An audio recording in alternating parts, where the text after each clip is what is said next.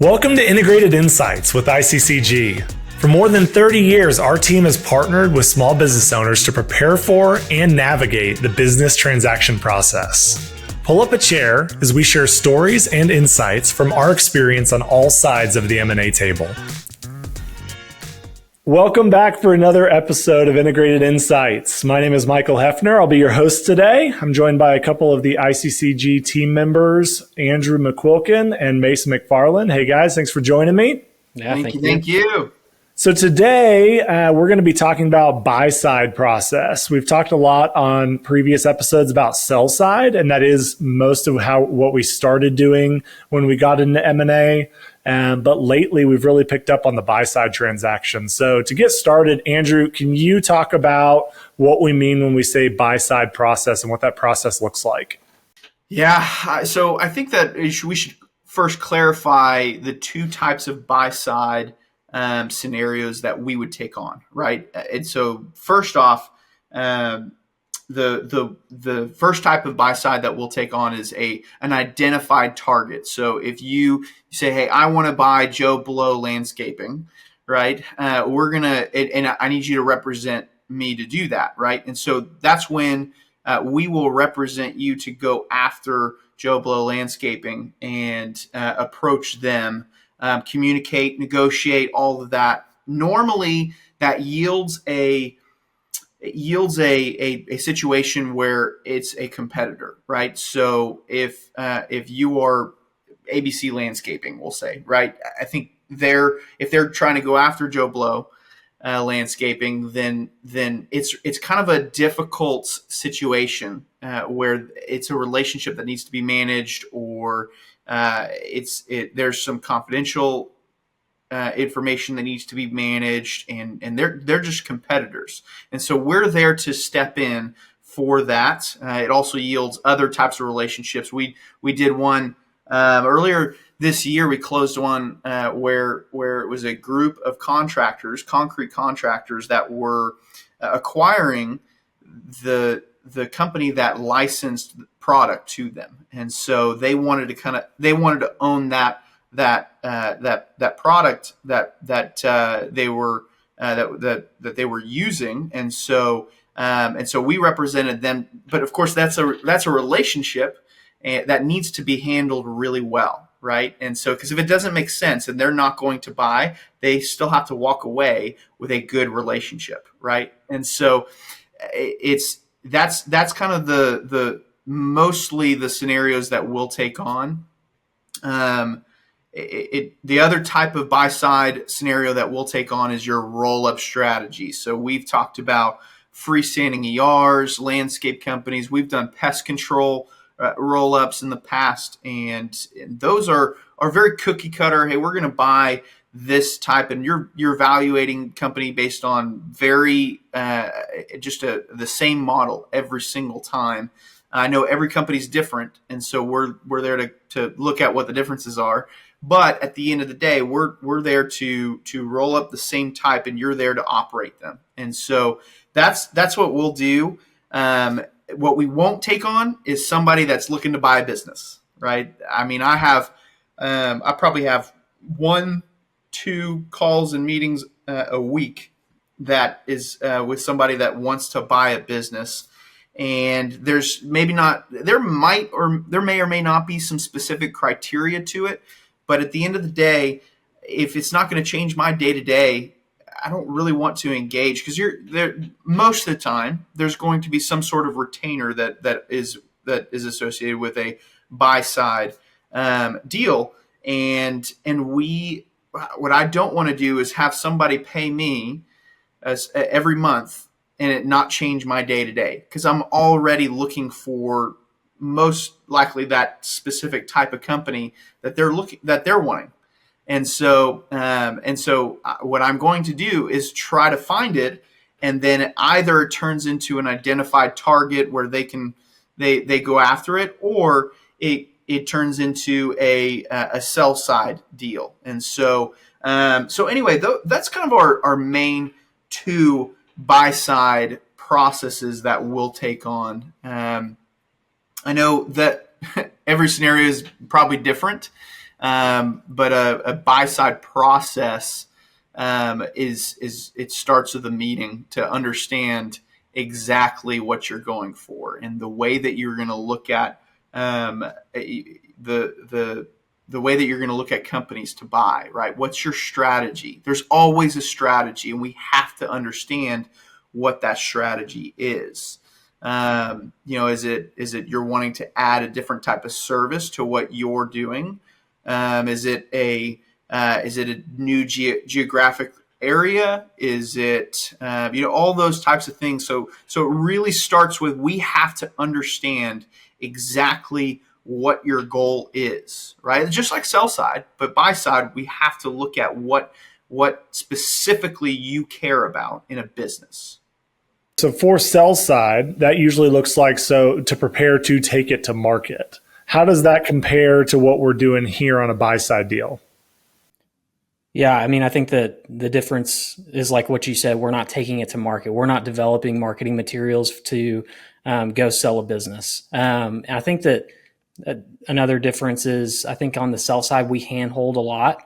And on this side, it's not as much because most of the time they know what they're doing. And so like for instance, due diligence, we're very involved on the sell side. We're interpreting different things that are on the list, and on the buy side, we can coordinate, we can kind of quarterback it and communicate between the buyer and seller. But at the end of the day, we're not performing the due diligence.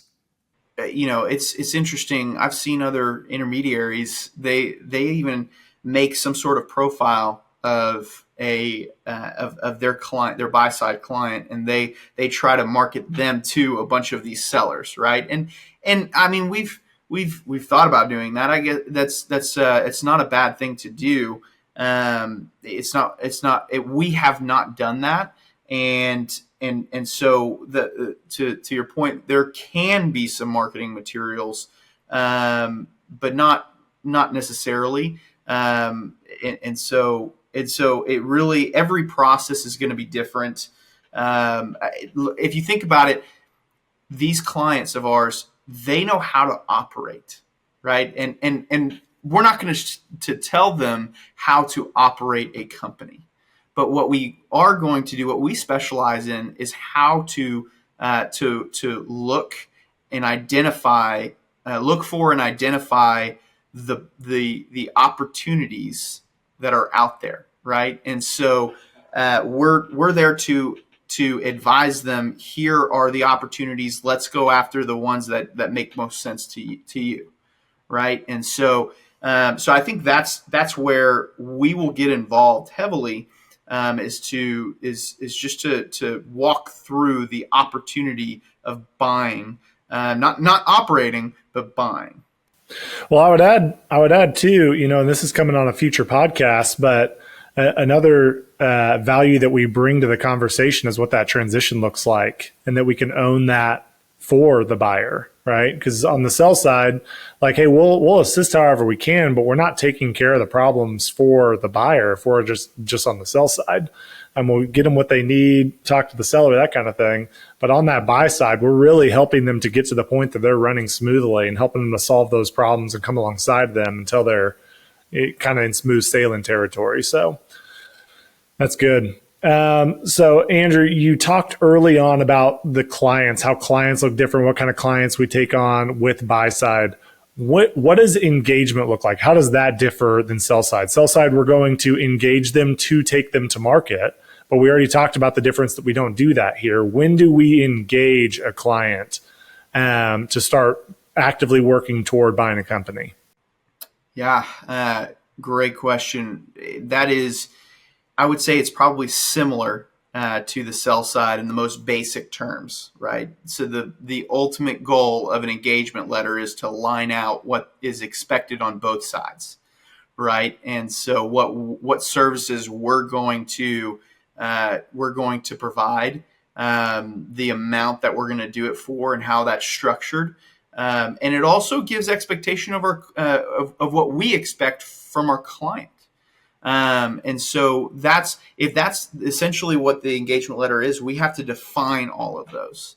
And so once we're ready and we all are not only understand, but we're in agreement with what's expected, then we'll engage, and then we'll go we'll start searching, right? Or we'll start contacting that one, the identified target, right? And we'll go from there. And so that's really that's really where we will engage, or where we will sign the engagement letter, if you will.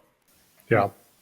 Yeah. When you say we will start searching, you're really talking about, hey, we'll keep our eyes open for a good fit, but we're not going to go actively contact companies to see if they are a good fit for somebody until we know who that fit is, essentially.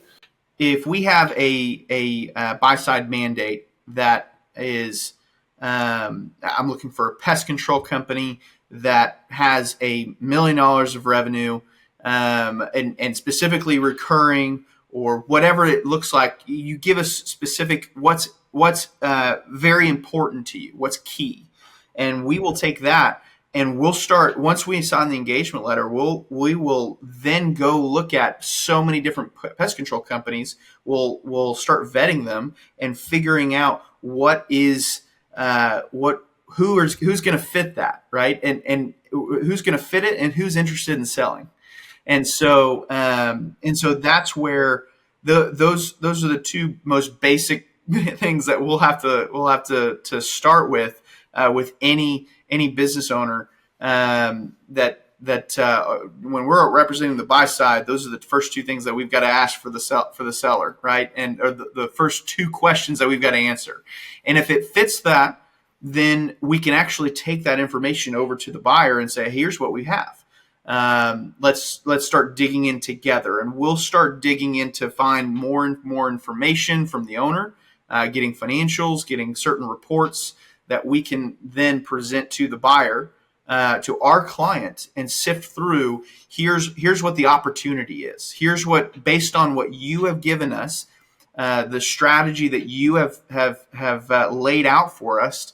Then we will take that and see, okay, what's the opportunity in this business.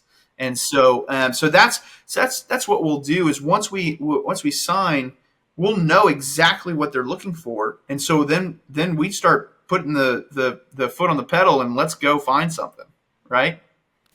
Talk about that a little bit more. So I know right before we jumped on this, you just got off the phone with a business owner, right? And they are not an engaged client yet, and they're talking about, hey, we got this company we might be interested in selling. And they tried to ask you, hey, do you think it's a good fit? And talk a little bit about what your response was there and what some of those reasons were. Yeah, it's a company that is in a up and coming area, that is I can't say it's a small market, but it is on the smaller side, right? It's not Dallas Fort Worth like we're in, right? It's not LA, it's not New York, it's not those big metroplex areas. But he's thinking, hey, I know I might have a couple more years to really cap the growth the growth trajectory that I'm on right now. But I've got this company that's for sale. It's an hour away. He didn't tell me where and what direction it was. He didn't tell me what specific type of service that they provide. Is it similar to theirs? Is it, what? He didn't tell me anything, right? He just wanted to know, okay, is that something that I should pursue? I mean, look, hey, if you want to go after it, that's great. But at the end of the day, can I tell you that it is part of your strategy to go after that opportunity? I can't. I don't know. I don't know if it is or not. One, I don't know your goals. I mean, I know his goal when he wants to sell ultimately, but I don't know what his goal is if he was going to buy this, and I don't know. I also don't know how he was going to operate. Right? I mean, he has to answer the question. how does it make sense to operate these two, right? My company and then this other company that I would add on, right? If it's an hour away, does it make sense? And if you do it that way, is it going to be this type of service and this type of service over here? How do you separate the two? Is it this type of material, this type of material? Is it or is it just two different geographic locations that you're wanting to serve? And that's okay. And if that's what his strategy is, let's go for it. But it has to make sense for him to operate it. And so that's what we have to answer, or what he has to answer for us to really make sense of what opportunity there is in this company that he's wanting to look at. And so I think that's where we would hang out on with that specific conversation. And so he ultimately said, you know what, this is it probably doesn't make sense to operate something like that an hour away. I mean, look, it could in some scenarios. For him, it didn't, and so that's what we do. We're there to help have that conversation and ask the right questions to figure out if it's the right opportunity or not. Yep, that's great. Well, before we wrap up, because I think it's such an important part of the conversation and how these buy-side deals differ from the sell side, and let's talk a little bit about negotiation and end on that. How does negotiating on these buy-side deals look different than the sell-side deals? Sell-side, we're dealing a lot with PE groups, that kind of thing, people that have done multiple deals in the past. So how does that affect negotiations? I think that the difference is, when we represent the seller, we're having to communicate with a buyer that really knows what they're talking about. And so we're trying to interpret when we represent the seller. And so on the buy side, we're kind of doing the same thing. We're helping them understand how we got to the offer that we're getting. I think it is an interesting question to because negotiation is negotiation, right? But at the end of the day, who are you negotiating with, and who's on the other side of the table? And I know we've actually talked with Dave about his negotiating strategies, because it's unique to me. It's unique, and we like to be on the same side of the table. Because it sets up for success moving forward past, you want to save that relationship still while also serving your client. But I think that the negotiation, it does change a little bit because of who you're talking to, right? If we're on the sell side, most of the time, not all the time, we're talking with a financial buyer, right? And a financial buyer may or may not, most of the time not, speak the same language as our client. And so we do serve as that interpreter. But when we're on the buy side, most of the time our client is somebody that knows the business, right? They know the industry. And so they speak the same language, and the questions that we can ask to kind of figure out where we should negotiate, they're more relative to the industry. And so really it's a little easier to negotiate just because both sides understand the same language. When we're on the sell side and selling to a financial buyer, it can be a little bit more difficult just because we're having to negotiate and interpret at the same time, right? And so on the buy side, we try to get as much information as we can in order to make some sort of letter of intent, and then negotiate some details. And we try what we try to do is try to verbally come to an agreement before we even submit one. It's not always the case. Sometimes we need to just go ahead and put something on the table and then work from there. But really, we try our best to speak the same language as the seller, just so that we can negotiate well. Yeah. I think the other piece that I've seen that I would just add is since you're dealing with two people, the two sides of the table, then neither side has a ton of experience with business transactions.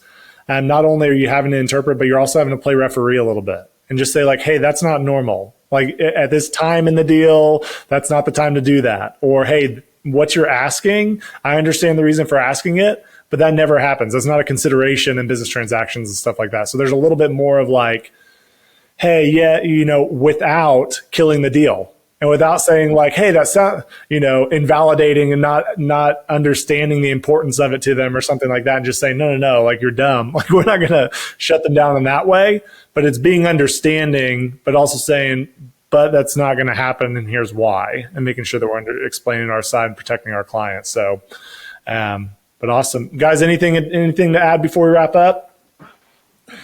No. I'm good. Thank you. Thank you, Michael. We appreciate you. Yeah. Thanks for being here, guys. That's all the time we got for today. And that wraps up another episode of Integrated Insights with ICCG. Be sure to subscribe and stay tuned for more stories from our team. We love hearing from our listeners. If you have any questions or topics you'd like us to cover, please send us an email in the show notes. For more information about ICCG, please check us out on our website or follow us on LinkedIn and YouTube. Until next time, there's always a seat at our table.